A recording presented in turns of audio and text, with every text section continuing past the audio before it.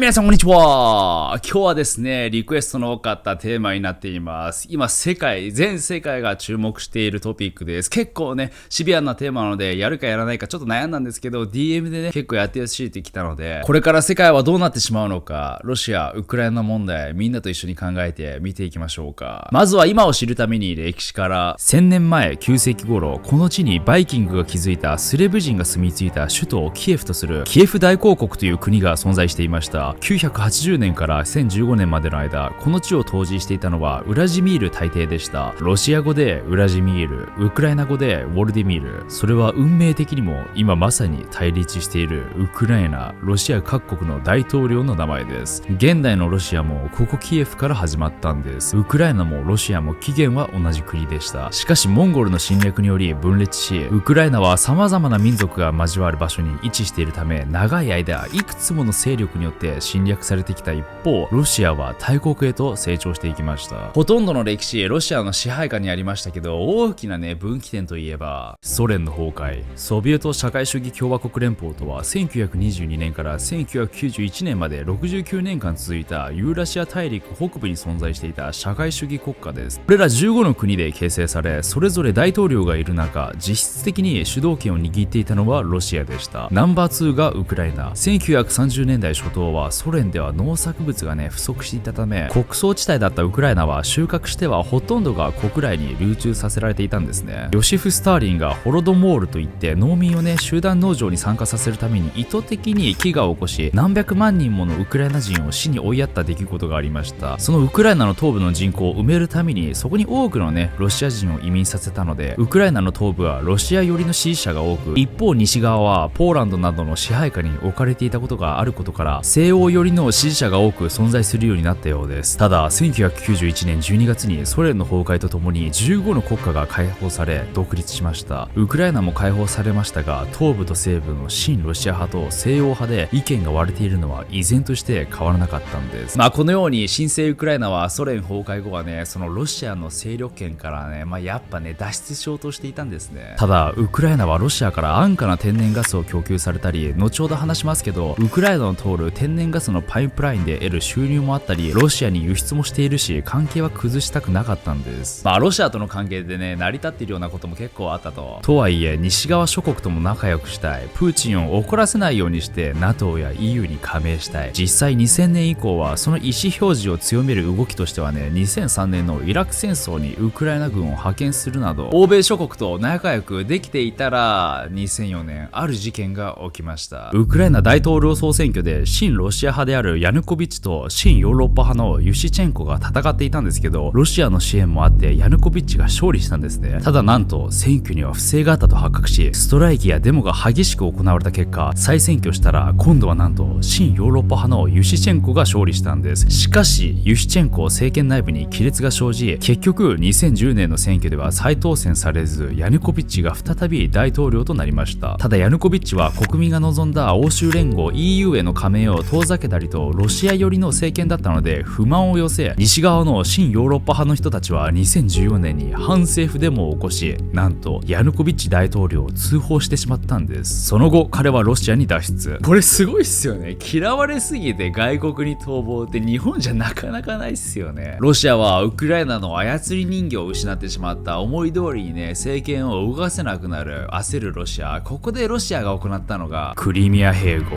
クリミア半島はもともとロシア領でしたが、1954年にソ連のトップでありウクライナ系統だったニキータ・フルシチョフが贈り物としてウクライナに送られました。当時はねソ連に属していたので、ウクライナがそこまでね大きな意味は持たなかったんですけど、崩壊したら話は別ですよね。ウクライナのものになっているので、そしたら当然出てくるのが領土問題。クリミアの南西部には重要な海軍基地、商業港として機能していた場所があるので、ロシアとしては何としても手に入れたい。しかもクリミアはロシアへの帰属意識が高い人が多いことから、クリミア自治共和国として独立宣言をしたんです。そのままウクライナのものだったらいつロシア派の人たちが親ヨーロッパ派の人たちから危害を加えられるのかわからない、守らなければならないという名目で、あまりの欲しさに何をしたのか、軍事介入。そこで2014年にクリミア自治共和国は自国として拡大するか、あるいはロシアに編入するか住民投票した結果、もちろんロシア系統がほとんどなのでロシアの一部として承認されたんです。ただ恐ろしやなのが、がウクライナの政府の承認はない状態で進んだので、世界中からは反対派が多いんです。どちらが正しいのか、それは視点によって変わってきます。ロシアからしたらこれはクリミアの解放、世界からしたらこれは併合、暴挙。2014年にはウクライナの東部ドンバス地方で分立独立派が制圧しだし、ついに2014年7月17日にマレーシア航空17便が撃ち落とされたことがきっかけで、ウクライナ軍が本格的に動き出し紛争、それに恐れたロシア軍が介入し東部を制圧し始めました。ドネツク、ルガンスクの2州が親ロシア派に支配され、これではまずいと世界が動き出し、停戦を意図したミンスク合意が結ばれました。ただこれが存在はしているけどほとんど機能していない状態だったんですね。そしてこの2014年のね紛争、結構ねかなりの衝突だったんですけど、あまりメディアでは報じてないんですよね。後ほど紹介しますけど。ではなぜロシアがねここまでウクライナにこだわるのか。地政学的に見てみると、冷戦時主に2つの巨大な勢力がありました。ヨーロッパ及び北米の30カ国による軍事同盟の北大西洋条約機構 NATO と、モスクワが本部のワルシャワ条約機構です。 NATO は1949年に共産主義国に対抗するために結成された軍事同盟です。一方 NATO に対抗するために結成された東欧の社会主義諸国で形成されたのがワルシャワ条約機構。このワルシャワ条約機構に加盟している国々はモスクワにとってねかなり干渉国のような役割をしていたんですね。北ヨーロッパ平野というねこの土地は見ての通り西から東に向かってねかなりね広がっていくような形をしているんですね。この西の NATO の諸国から守るために西側を制圧しなければいけないと。ただワルシャワ条約機構が解体して旧ソ連の国々も NATO に加盟し、その後も NATO 加盟国が増え、ここまで NATO の勢力がね東へと展開してきているんです。すごいですよね。ロシアからしたらかなり厄介。もしウクライナが NATO に加盟したら約2300キロの国境を守る必要が出てくるんです。それだけじゃない。ロシアがウクライナにこだわる理由はもっとあるんです。それがエネルギー問題。みんな知ってましたか？ロシアって原油、ガスともに生産が世界2位なんです。めちゃくちゃエネルギー産業国。原油とガスだけで政府資産の 36% も補っているんです。しかも輸出国の多くが欧州諸国で、これらはウクライナのルートをね取ることが一番早いんですけど、見ての通り分かりますよね。当然人の芝をね踏んでいるので、その分関税がかかります。他のルートも確保はしているんですけど、遠回りになる。もう一つ大きな理由が、なんとウクライナにも大量の天然ガスがあることが発覚したんです。そしてその付近でロシアが制圧し始めているのも確か。このようにねプーチンからしたらこのウクライナをね取り囲めるか、あるいは手放すか、かなりね重要な決断になってくるんですね。すると2021年11月10日、アメリカがロシア軍がウクライナ国境付近で怪しい動きが見られると報告しました。そして11月28日にはウクライナの報告で、なんと約10万人のロシアの大軍が国境付近で備えているというんです。10万人って言ったらねとんでもない数ですよね。しかもね過去最大級のね軍事演習を行っているっていう、そう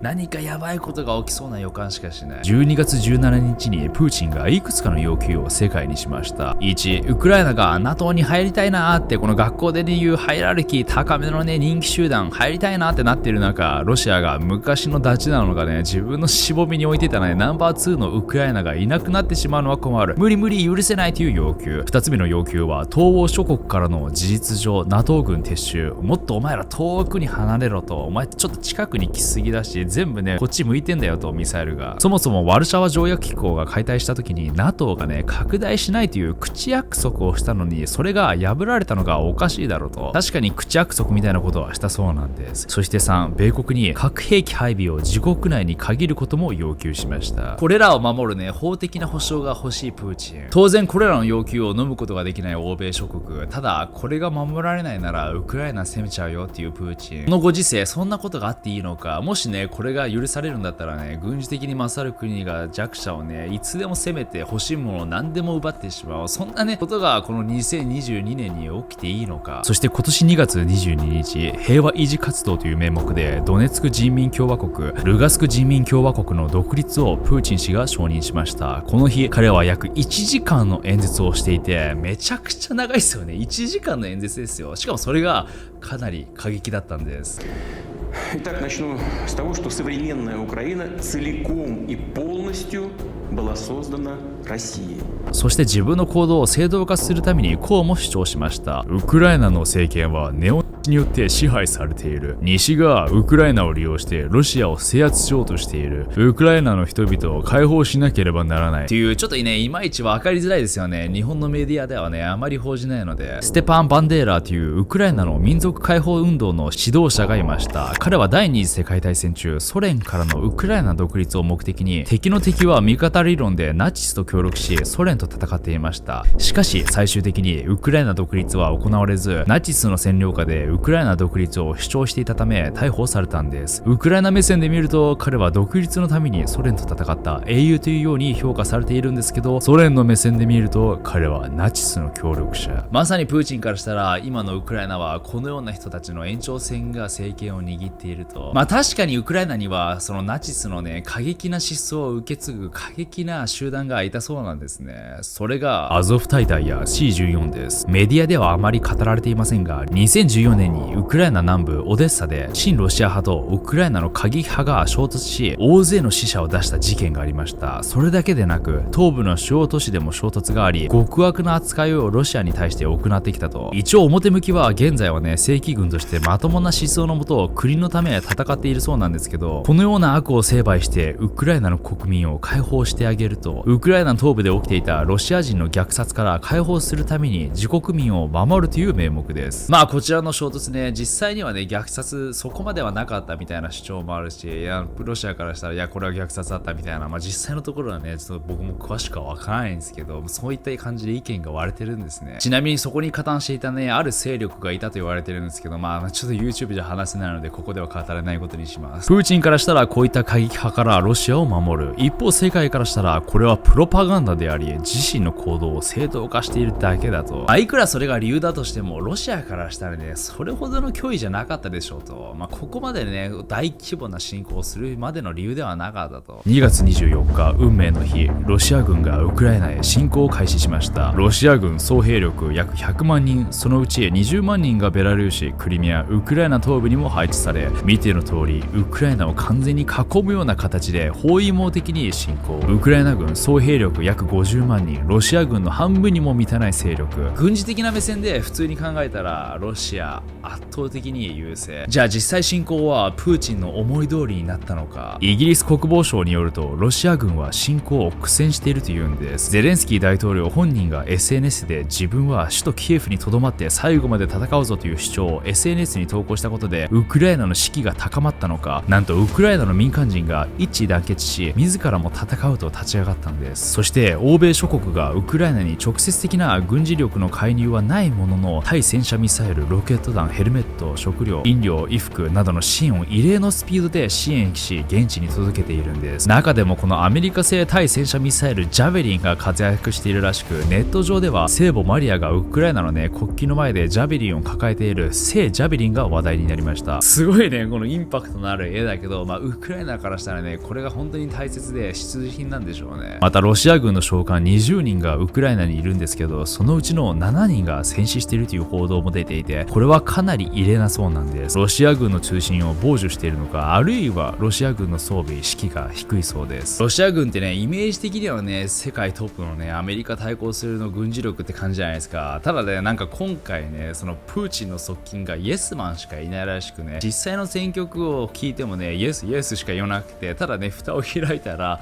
結構大惨事になっていたから、プーチンかなり激怒しているらしいですね。それに加え各国が様々なね制裁を下す判断をしました。経済制裁の代表である SWIFT からの排除。 SWIFT 国際銀行間通信協会、200カ国以上が参加している世界中の銀行間の金融取引の仲介を行っている団体です。要はロシアは一部の大手銀行で海外送金、輸入の支払い、輸出の金額の受け取り、海外投資などが難しくなるかなり大打撃の制裁。世界各国との取引がほぼできなくなる状態。ロシアは原油や天然ガス、小麦の輸出に頼っているので、それで外貨が獲得できないというのはかなりピンチに陥る。もちろんロシアとのね貿易が盛んな国も大変になる。例えばドイツとか天然ガスの半分をねロシアから輸入しています。永世中立国のスイスもプーチン氏の資産凍結という制裁。金融政策だけでなくてね世界中のサービスもロシア国内でねサービスを停止していった。 TikTok、Netflix、Apple、Nike、IKEA、H&M などもロシアで販売中止。ビザ、ママスターカードもサービス停止。どうやってお金の取引するのこの状況で。そして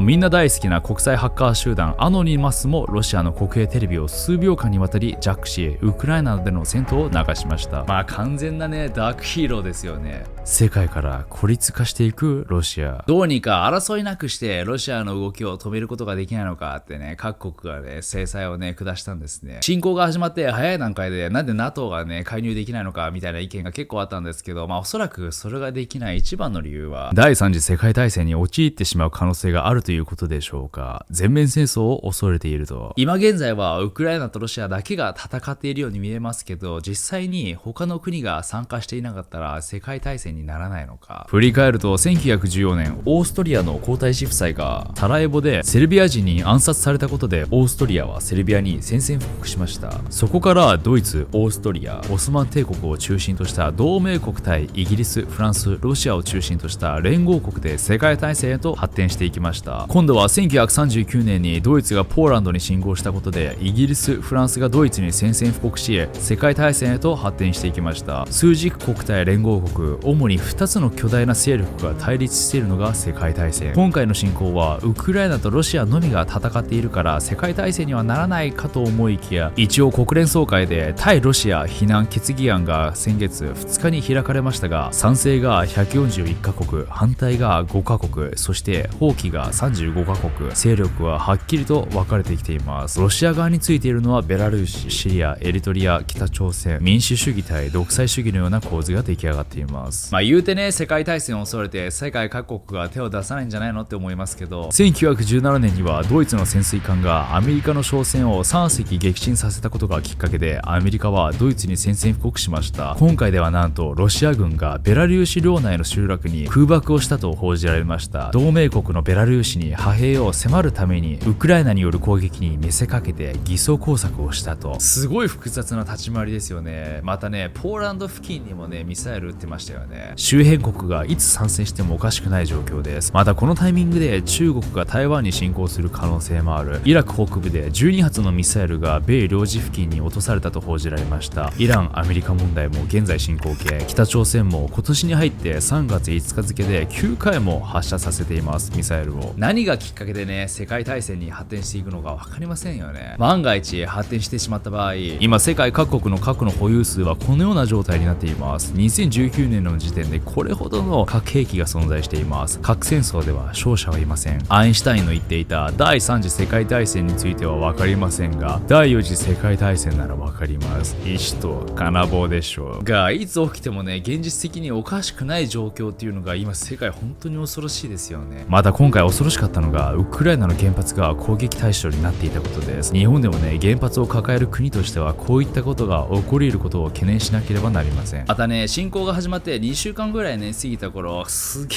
えねフェイクニュースが合戦になったんですね。例えばこちら、アメリカがウクライナで生物兵器を開発しているとロシアが主張しだしたんです。ロシアの国連大使がロシアの行動を正当化するために安保理で語っているというんです。すごいですよね。この陰謀論者のさらに上を言ってますからね。もう最近この陰謀論者が逆に可愛く見える。もちろん西側はこれに対してフェイクニュースだと語っています。そもそもまず侵攻の理由として使われたのがね、ウクライナ東部で自国民を保護することが目的だということ。その次にウクライナのね核兵器開発を阻止、そして生物兵器研究所の破壊と、仮にねこれが本当だとしたら、どれもがね本当だとしてもここまでのね侵攻するまでの理由にはならないと。3月10日にはウクライナ南部のマリウポリの小児病院がロシア軍によって爆撃されたと報道され、これは非人道的だと世界から非難されましたけど、なんとロシアはこれに対しフェイクニュースだと主張しました。仕組まれた挑発行為だと。すごい情報戦、どっちが本当のこと言ってるか分かんないけど、今確実に世界はねロシアのことは信じていません。こちらは市民の避難先となっていた劇場なんですけど、爆撃されないよう子供たちと上空から見えるように書いていたんですけど、なんと爆撃されてしまったんです。ただ驚きなのが、ロシアの国防総省はこの攻撃はウクライナによるものだと主張しているんです。どちらにしても軍事施設しか攻撃しないっていうのは確かじゃありませんよね。実際多くのね市民がね犠牲になっています。この新時代の争争い、認知戦とも言うそうです。世論に働きをかけて政治指導者の決断を左右することです。ロシアの行動を正当化するためにロシア国内で情報規制を強めており、反戦報道をしたら最大15年間ね、罰を受ける可能性があります。侵攻とか戦争という表現を使うだけで規制されているんです。じゃあなんて読むんでしょうね、今回の争いのことを。ロシアが印象操作でね、情報を操ってるのは確かですけど、また西側のメディアもね、同じようなことをしてるんだ。確かっちゃ確かなんですね。ほとんど欧米諸国に傾いてますよね。ビッグテックの企業は全て欧米です。そのビッグテックがロシアから撤退して欧米が有利になるような報道しかされないのは当然です。もちろんこれでロシアが正当化されることは絶対ないんですけど、正確なね、情報をキャッチするのがね、本当に難しい時代になっています。この先、世界はどこへ向かってしまうのか。現状では欧米がロシアに経済制裁とウクライナにはね、直接的な軍事介入はないものの、物資の支援をしてロシアの進撃をなんとか食い止めて諦めさせる流れにはなってますよね。3月30日付で4回目の停戦交渉ではウクライナが中立化に応じることを提案しました。首都キエフへの侵攻が縮小されたという情報もあり、ウクライナ東部だけの制圧になる可能性があると。だらだらとね、今の流れが続くと、そうするとロシアはどんどん不利になるので、ロシアが核やとんでもない兵器を利用してくることだけは避けたいですよね。先ほど見たように世界はこんだけ核を保有しています。核戦争に発展すると勝者はいません。今回の件で何が一番悲しいって、各国が防衛力をね、高めなきゃいけないって感じたところですよね。武力をね、高めなきゃいけないと。過去の戦争から暴力では何も解決できないことをね、人類は理解してるはずなのに、なおも同じ過ちを繰り返そうとしている。世界で唯一原爆を落とされた国日本は、武力でね、何も解決しないことはみんな理解しているはずです。平和ボケしている日本も対岸の火事だと言われていますけど、武力以外で解決する方法はないのか。この負の連鎖をね、断ち切ることはできるのか。再び世界が侵略を恐れて武装する世の中になってしまうのか。これこそね、本当平和ボケ的な考えかもしれないですけど、僕がね、考えるこの理想の平和って、それぞれが持っているいいところを生かしてね、それを世界と共有してみんなで分かち合いながらステップアップしていくことだと思うんですね。他者の持っているものをね、全て奪って自分のものにするのではなく、その国の持っている文化、地政学的なメリット、得意とする能力を生かし、お互いの良さを尊重し生かしていく世界、共有していく世の中。人間でも国でも同じですよね。他者のね、いいところを尊重して、それをね、みんなで育んで一致団結して全員で活性化していく、そんな世界が僕は見たいですけどね。皆さんはどう思いますか？本当他人事じゃないですからね。今現にね、世界で起きていることを、いつね、日本人、僕たちもね、こういった事態に陥るのかわからない。みんなで真剣に考えていく必要がある。ぜひね、聞かせてください。それでは皆さんご視聴ありがとうございました。